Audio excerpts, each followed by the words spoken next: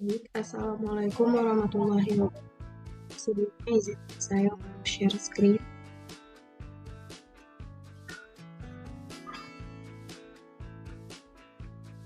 Terkait yang ingin saya sampaikan, sebelumnya perkenalkan saya mahasiswa dari Universitas Profesor Dr. Hamka. Tujuan saya di sini ingin menyelesaikan tugas UTS dari mata kuliah Strategi Pembelajaran Matematika FKIP Hamka dengan saya sendiri, Kalisa Salsabila, dari Pendidikan Matematika FKIP Universitas Muhammadiyah Profesor Dr. Hamka. Di gambar tersebut, left sky. Kita akan mencari tahu siapakah.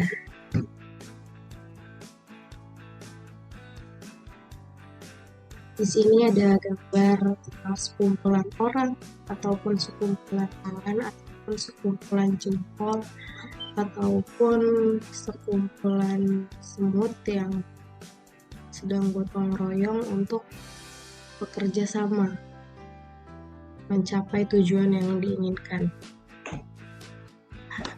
Jadi di sini ada metode group investigation. Saya ingin sampaikan, grup itu adalah sekumpulan dan investigation adalah penyelidikan. Dari sini kita bisa menarik kesimpulan metode group investigation atau metode GI ini adalah sekumpulan orang yang ingin melakukan penyelidikan atau penyelidikan yang dilakukan oleh sekumpulan orang. Kalian bisa mengartikan seenaknya kalian, tapi dalam pengertian yang benar ya. Di sini ada tulisan bahwa model GI ini termasuk ke model pembelajaran kooperatif dan juga teori belajar konstruktivisme. Dari teori belajar tersebut ada pemahaman, ada arti bahwa belajar adalah kegiatan yang membangun dan menciptakan pengalaman bermakna. Di situ kalian bisa mengambil makna yang ingin kalian ambil. Kalian bisa membuat konsep yang gampang untuk kalian ingat, seperti itu. Jadi teori tersebut adalah teori yang dikemukakan oleh Vygotsky yang ada di foto tadi, seperti itu. Baik, selanjutnya ada sintaks. Jadi ketika kita punya teori, punya suatu tujuan, tentu akan ada langkah-langkah untuk mencapai tujuan tersebut, misi-misi untuk mencapai visi tersebut. Jadi di sini sintaks adalah langkah-langkah terkait model pembelajaran GI menurut Sejpal 2013. Yang pertama ada seleksi topik. Di sini kita dapat menarik satu topik atau beberapa topik yang disampaikan oleh beberapa kelompok. Jadi kalau menurut saya,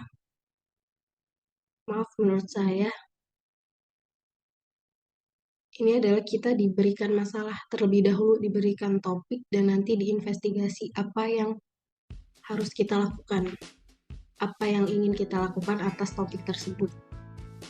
Perencanaan, apa yang ingin kalian lakukan, seperti itu. Pelaksanaan dari perencanaan tersebut. Analisis per kelompok, apa yang nanti ingin disampaikan. Presentasi kelompok, hasil dari yang telah didiskusikan tersebut, dan evaluasi oleh rekan kelompok yang lainnya, dan juga pendidik. Tentu dalam teori atau metode pembelajaran ataupun belajar, ada yang namanya kelebihan dan kekurangan.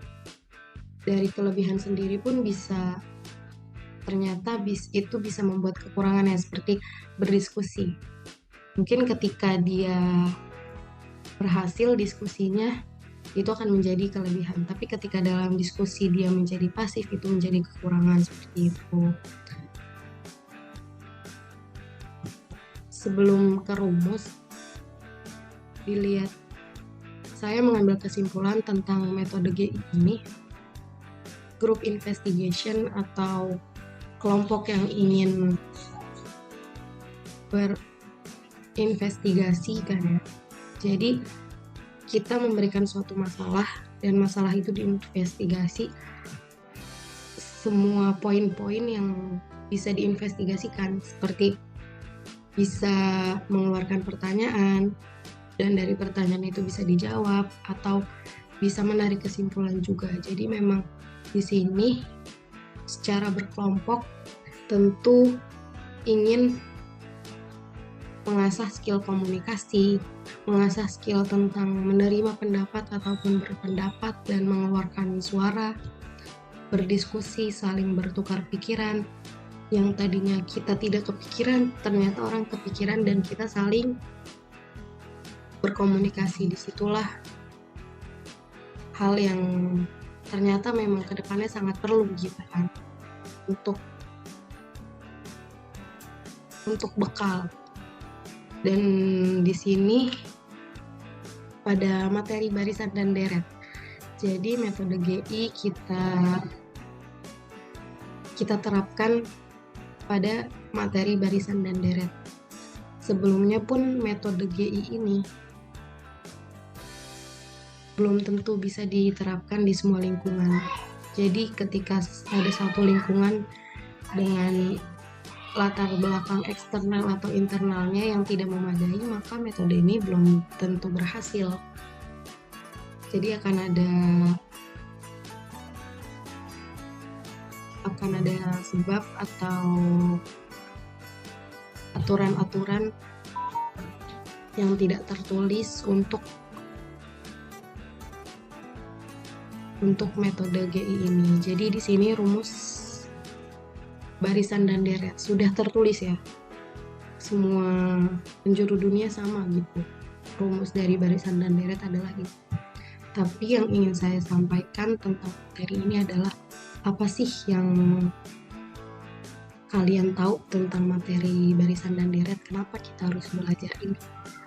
Bisa saya sampaikan dari pribadi saya menyimpulkan bahwa barisan dan deret ini adalah tentang pola. Kita akan belajar tidak hanya dalam lingkup rumus, tapi kita bisa belajar melihat keluar apa yang sedang kita pelajari dan bagaimana kita menerapkannya. Jadi di sini saya langsung aja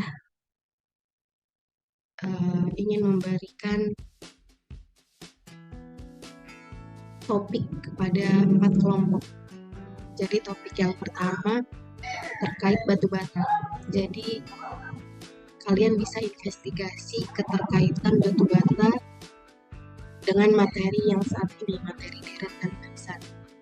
Kalian bisa bertanya kepada teman atau arsitek lainnya yang ilmu di bidang bangunan, seperti ada nggak sih dalam bangunan itu hal yang berpola, kalau bagaimana dia bisa berdiri tegak, apakah harus dengan pola atau tidak. Kalian bisa mengeluarkan beberapa pertanyaan, membuat beberapa pertanyaan dan kalian akan mendapatkan kesimpulannya nanti dengan seperti itu. Yang kedua ada bangku di dalam ruang, apakah terbuat pertanyaan dari gambar ini, bisa menginvestigasikannya, diinvestigasi. Dan pesawat, apakah cara pembuatan pesawat ada pola-pola tertentu, kalian bisa bertanya kepada insinyur ya, membuat pesawat, atau secara penerbangan apakah ada polanya gitu. Ini ilmu komputer yang ketika mungkin ingin membuat aplikasi dan lain sebagainya, apakah membutuhkan pola. Jadi dalam materi deret dan barisan ini belajar secara sangat terbuka seperti itu. Mungkin rumus sudah ada, kalian bisa mengerjakan soal-soal yang memang terkait dengan materi ini, tapi kalian kalau bisa punya konsep.